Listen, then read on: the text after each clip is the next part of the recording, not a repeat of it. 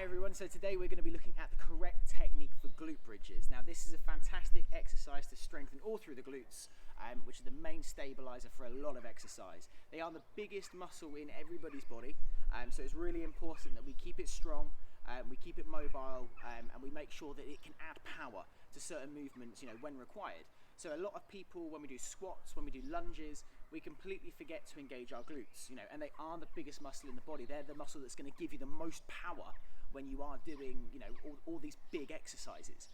And if you don't utilize them, potentially if you're lifting with weight, you could be able to shift more weight. Movements become far more comfortable.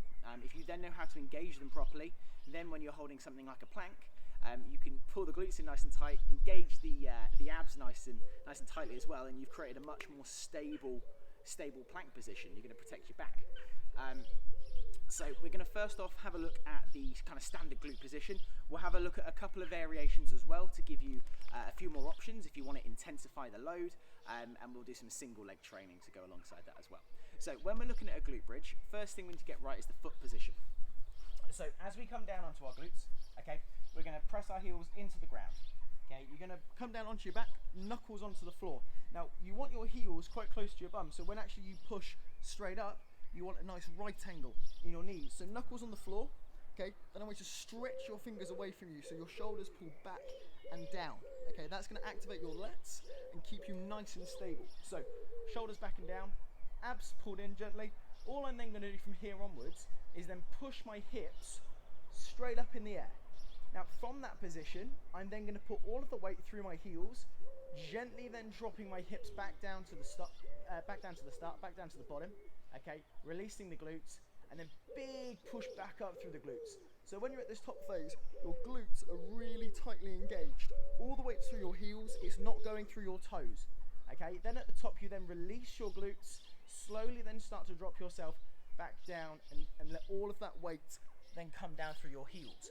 So on the way up, you've got that concentric contraction, that shortening of the glutes, shortening of the muscles, okay? So that's where you've got to have the power. Now on the way down, that's where the glutes are then going to lengthen off. But what you're then going to do, you're going to let all of the pressure run through your heels so that you then actually get some hamstring engagement. So although this is specifically looking at your glutes, your hamstrings are a big supporting exercise to this as well, okay? And then you can push off through your chest to get a little bit more height at the top. If you've also got quite tight hip flexors, it can be a nice stretch when you are right at that top level. So when we're looking at it, it's just making sure your heels are close enough to your glutes. Otherwise, if they're too far away and you start to push off, because they're further away than what they should be, you'll get a pull in your lower back, which you definitely don't want. So it's getting your feet nice and close, okay, so that when you push up, you've got a nice right angle in both your knees, you can stabilize the position, and you can get all of that tension running through your glutes. Now, if we're looking at a variation, you might want to go for a single leg glute bridge. Now, the setup is exactly the same. Okay, so you come onto your back, heels relatively close to your bum, knuckles onto the floor, stretch it away, head onto the floor. Now, the big difference with this is then you're going to bring one leg and you're going to hold it at a right angle, okay? You're then going to push off your left, well, in this instance, my left leg, I'm going to drive that up. The challenge, though, is to keep your hips and your shoulders square. Don't let them twist and don't let them rotate. So shoulders back and down, I'm then going to have a big push up. So yet again, I'm still keeping that right angle in the knee. All the power is now through that left side. Left toe is still lifted a little bit to keep the pressure in the left heel. I'm then going to slowly bring it back down, gently touch it on the floor, and then push up once more, okay?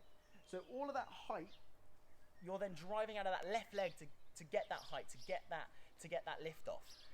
The right leg isn't doing a lot there, but what it is doing is it's creating an unstable base, okay? So you're slightly off balance. Your left leg is then getting all of the load. So obviously if you're doing that on one side, make sure that you do then do it on the opposite as well. For glute bridges, you can either hit kind of 3 times 10, 3 times 15. You can add a weight onto your hips as well if you wanted to. There's so much variation that you can then add into it. But that's what we're going to leave it there for today, guys. But you've got your standard glute bridge. You've then got a single leg glute bridge that you can do on each side. Yet again, to look at the strength, look at the stability, and build up your overall strength running through your glutes, guys. I hope you all have a fantastic day, and I'll see you again soon. Bye bye.